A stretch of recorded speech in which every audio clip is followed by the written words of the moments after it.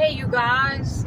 So, I was thinking, as I drive, I often kind of get lost in thought. I think most people probably do that, thinking back about my life. And, I'll be approaching 50 soon. I'm 48 this summer in August. Actually, this month. In a couple of weeks, at the end of the month, I will be turning 48. And, that's not far from 50. And in a lot of ways, I don't feel any different, but in a lot of ways, I do. And I start looking back on my life and the things that I experienced and went through as a kid, and people I knew, places, people I've lost touch with, places I lived. I had a very, very untraditional childhood, I'll put it that way. And if you've seen any of my other videos on this page, then you know what I'm talking about, or on this channel. And the time is just about right.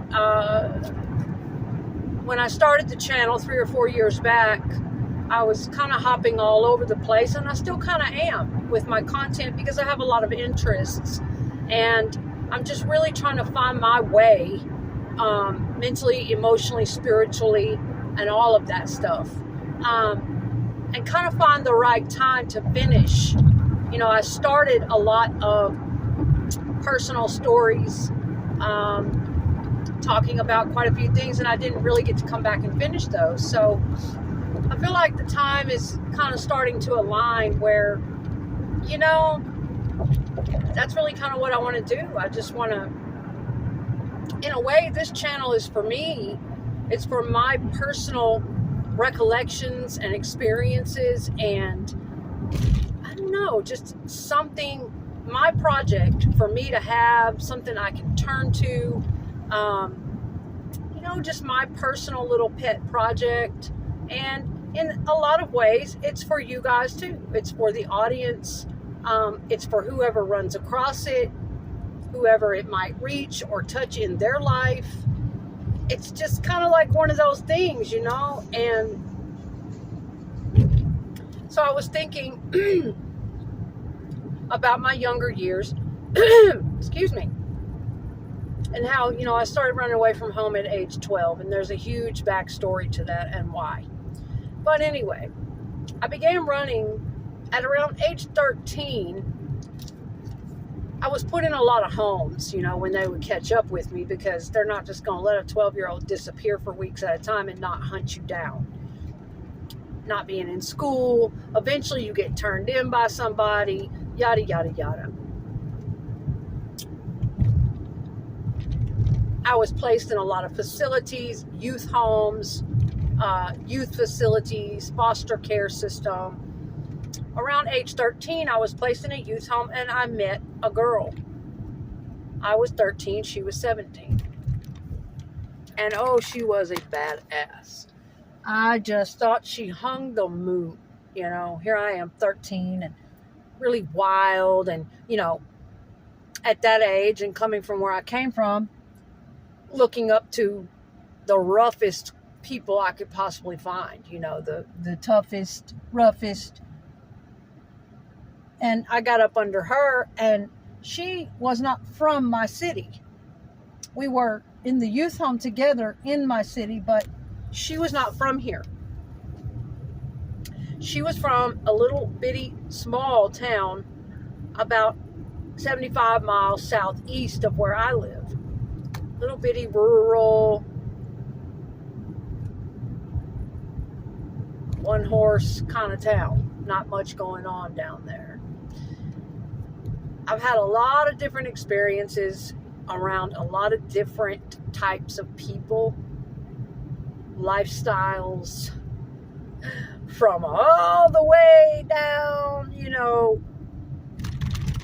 I've had a lot of experiences, to all the way, certain more affluent circles. And it kind of gives me this, range of It's pretty wild. But anyway, so I got in with this girl, and we began running away together. We became fast and furious friends, best buddies. She was a bigger girl, and I felt safe around her. Probably was a smart thing to do as a young girl. I was small. I was young. It was a smart thing to do. I would get in with older people that were quite a bit older than me and rough, tough, protective, yes. But, I just liked her personality. She was cool and whatever. So we became bestest buddies and, started running away. And we would run down to her hometown where I would hide out from the police. We would escape these youth facilities. And they had an alarm door. All the doors were locked. But in the very back of the facility, she and I were roommates. And in the very back of the facility was a door that you could escape from. It was a fire door. But when you went out that fucker, it was going to let everybody know loud and clear that you were gone. And we did that together several times. One night, we ran. And this facility it's in the city that I live in, but outside the city limits. Way out in the country, out in the boonies. Houses are spread out, woods everywhere, dark as fuck. And we ran out of that damn place, and I ran out of there. I didn't have any shoes on. I ran with no shoes. I didn't care. Back then, I was just ready to go. And it was cold. One night, we ran across the street, smoked a joint. She had a joint on her from school or somewhere. She got it. We literally just ran across the street at an old abandoned house area in the woods and sat there and watched them look for us.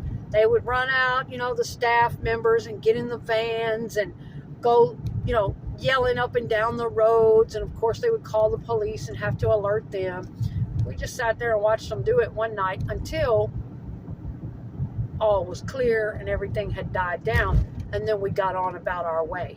And it was about a mile. Every time we did this, it was about a mile hike that we would have to stay off the main highway where the cars could see us. And we'd have to stay back off in the woods and hike that mile up to the nearest payphone, right? We had payphones back then, y'all. I know some of y'all youngsters may not know anything about that. Back in '89, when this was happening, I was 12, 13 years old. We had payphones.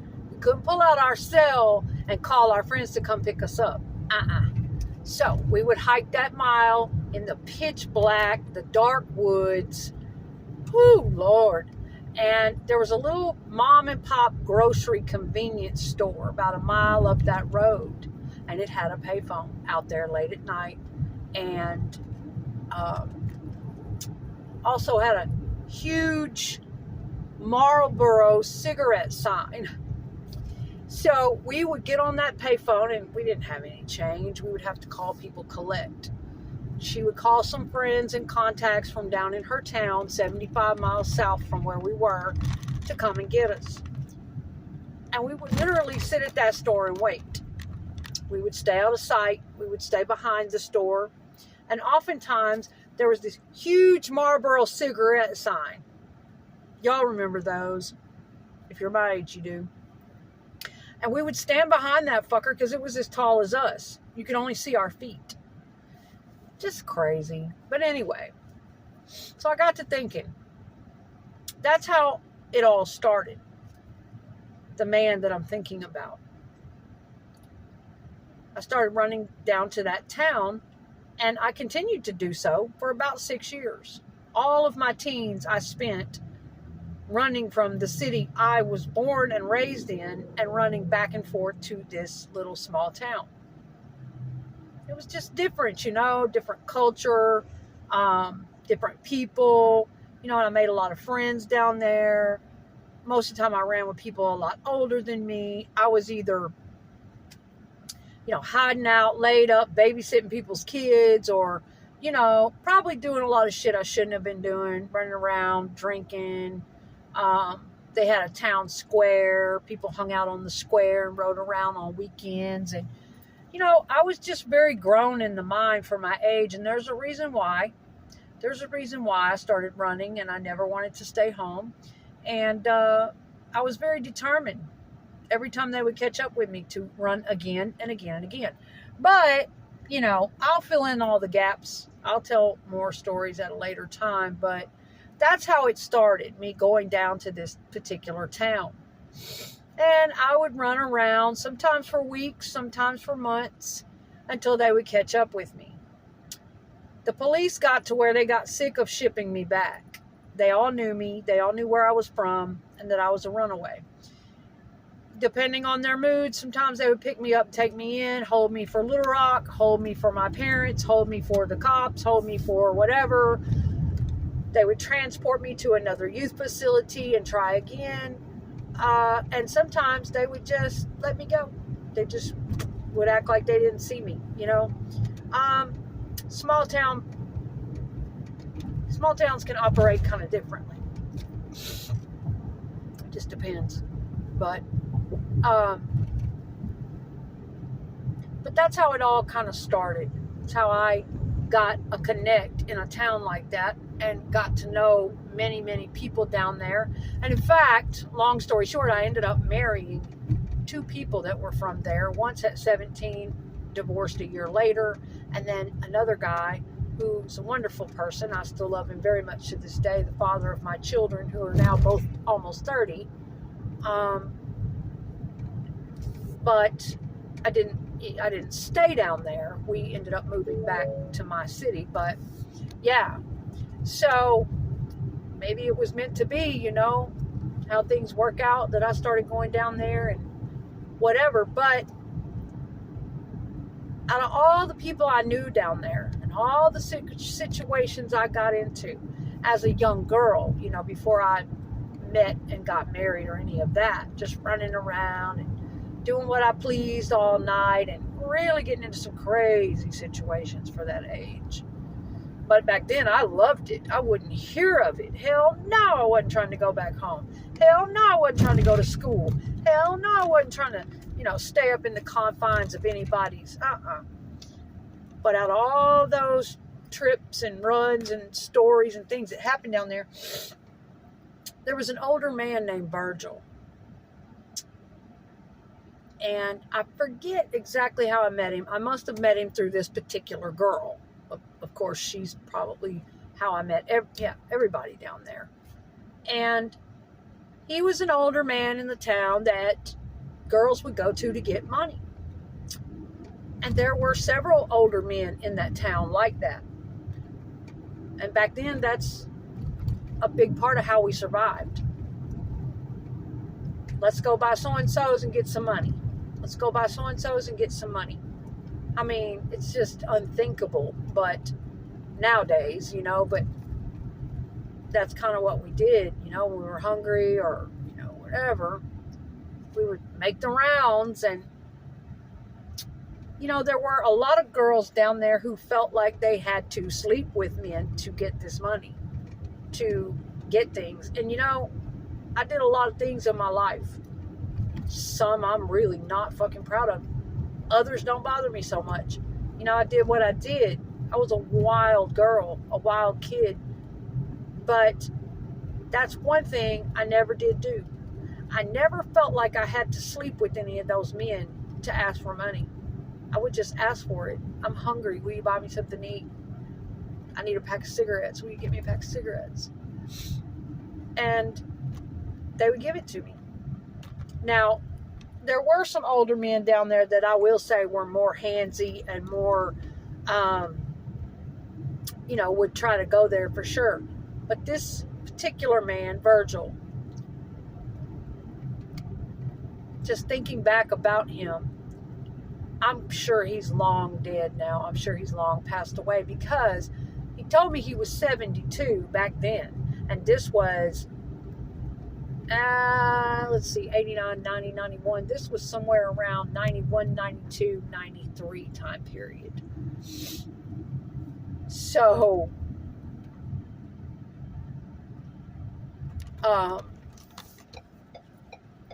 but he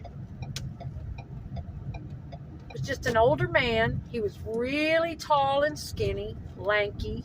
He wore glasses. And he had a daughter my age, matter of fact. She and I weren't too close. She had an attitude. She didn't like me very much. She had her group. And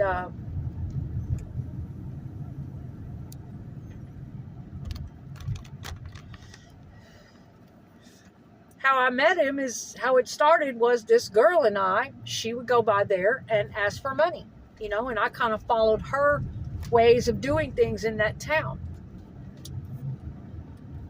And Virgil would take us to eat when he had it. He would come pick us up when we needed it. He would give us a few bucks here and there when we needed it.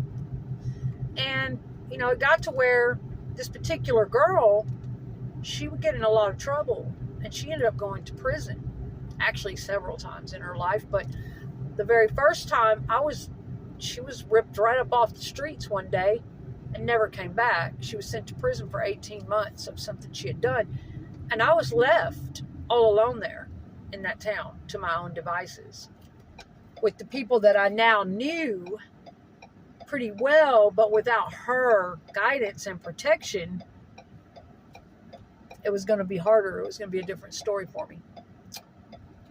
And a lot actually happened to me. I had to learn to get around and get along without her down there for a while. And Virgil, thank God, even though I was young and wild and I wouldn't stay put very long, he would let me stay with him for long periods of time, for as long as I needed. But, I was young, I was wild, I was going out all night and coming in at all hours and this, that, and the other.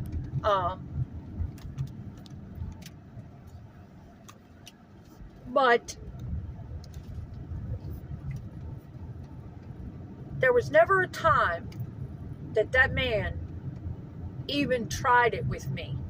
I was 15. I was 14, 15 when I was around him.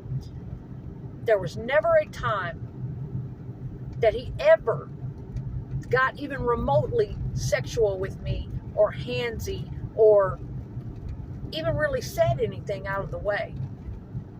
Now, he would give me hugs. He liked to give me hugs. And come on, none of us are stupid. I'm sure things probably did run through his mind about attractive young women and young girls, but I was awfully young, and he kept those limits, But there was a time that a group of girls in that town got pissed off at this man, and they went to the police, and they told the police that he had molested them, young girls about my age, and they brought me in for questioning in the middle of all this. And I'm just kind of astounded because I had never known him to ever be that way. And I had stayed with this man alone for many, many months at a time. I had been around him so much. And, he would come and get me sometimes. And at 15, he was an auction driver. He was a wrecker driver. And he would have cars sometimes that he would need to take a couple of cities over, and he would need somebody to drive that car for him, follow him over there. And he would always come get me to do it because I was a good driver even back then. I've always been able to drive, and I like driving. So, I would help him with things too. But I don't know. Just I'm looking back on these situations, and I wasn't the only girl. I can't say that it was just because it was me or I was super special or because he felt sorry or just me, because a lot of girls did this to him. A lot of girls would come by and ask for money. A lot of girls, Virgil this, Virgil that. Can I get this? Can I get that? But, in my experience with this man, it was almost kind of like he was just a guardian angel, just one of those people in my path for a short time in my life that was just kind of there for me for no particular reason. Didn't really know my family. He barely, I was just a strange girl from out of town that, and he really didn't seem to have any motives. He wasn't really grooming me or anything like that. because I never, and I think I had made that clear many times. I didn't even have to say it because he never tried, but I was just off limits. I mean, I just didn't do, stuff like that for money. That's one thing I never did do. Now, I'm not fucking perfect. I'm not saying I didn't do shit in my life. I did, but I just can remember the times that he was really there for me. And he really supported me for, several years off and on in my teens, when I was hungry, when I needed a meal, when I needed a pack of cigarettes, when I needed a place to stay, take a shower, when I was just a young, screwed up kid. And he was a really good person. He was a person who didn't take advantage of something that he could have, that didn't attempt to, I wish I had more time. I've got to cut this off, but I would like to get into some of these stories and memories a little bit more on my channel. And it's just, even if nobody sees it, hey, I hope you guys enjoy the stories, or maybe it'll remind you of a time in your life or inspire you in some way. But for me, it's a great release. It's sort of therapeutic to go back down memory lane and kind of acknowledge people, places, events. I never got to tell him goodbye, and I never got to tell him thank you. As I finally grew up and really matured over the years and had my children and, became a woman in my own right, I never really got to go back and thank that man and, give him one last hug and tell him what it really meant to me. And thank you. I think I did see him again after I'd grown up, but, in my early 20s or something like that. But, not, I never really got to say goodbye, or really got to say these types of things to him. But yeah, he was there for me in a lot of ways.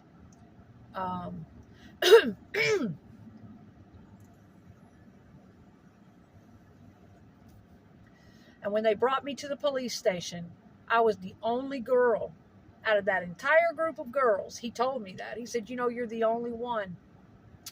You and one more girl. It was a chick named Vicky. I'm trying to, not go too far with names, but me and one more girl. She was a real pretty girl, too. Oh, boy. Every boy in the town was in love with this girl. She was real pretty back then. And I always felt awkward and ugly, even though I guess I was kind of okay. I had a lot of boys after me, too, down there, but it was a small town. Had a lot of dudes after me. Older dudes, too. But she was just really beautiful. I never really felt beautiful when I was growing up. It took me a long time to love myself and to accept myself and to feel, okay with myself. But I always hated my teeth and my nose, and, I grew up in trauma and abuse and twistedness, and I just low self-esteem, and I had to work really, really hard on myself. But, he told me, he said, you and her, you're the only two that did not say these things about me, that told him, hell no, that's ridiculous.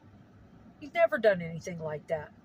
And he hadn't, but I know in this day and age of Me Too and all that kind of stuff, I believe women, I believe children, I believe people when they do make these accusations. And I will never really honestly know whether or not something happened with those other girls or other women or whatnot.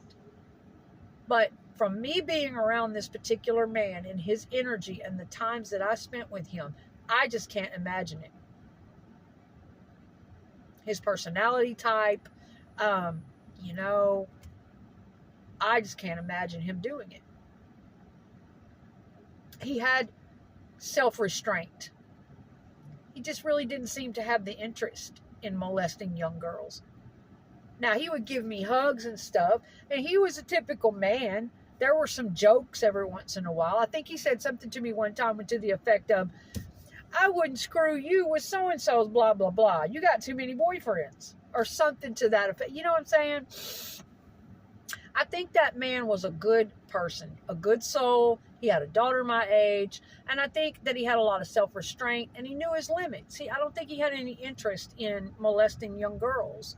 I think that he liked women, and he liked pretty girls. And I think that it gave him a sense of belonging and service. And, it had been a long time, probably since he had lost his wife or been married. His daughters were grown up, and he was alone a lot.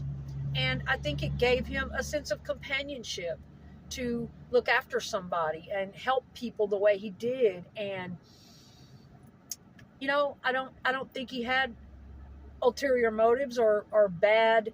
I think it just kind of filled a void in his life as an older guy. And, they're not all creepy and they're not all bad. Okay. But this is just a memory that came up for me. And I'm going to be exploring this. I'll make a part 2, and I'll continue to talk a little bit more about Virgil and, some of the experiences and times I had there. And some more. I'll continue on to this story in a part 2 at some point. But I just wanted to get it started and kind of get some of this out because I was thinking about him today. And yeah, wherever he is, I may not be able to physically tell him thank you, but I can say it in spirit, And I just feel like if I do something like this, it kind of puts it out there in the universe and in the energy, right? In the ethers. All right, guys. I'll see you in the next one.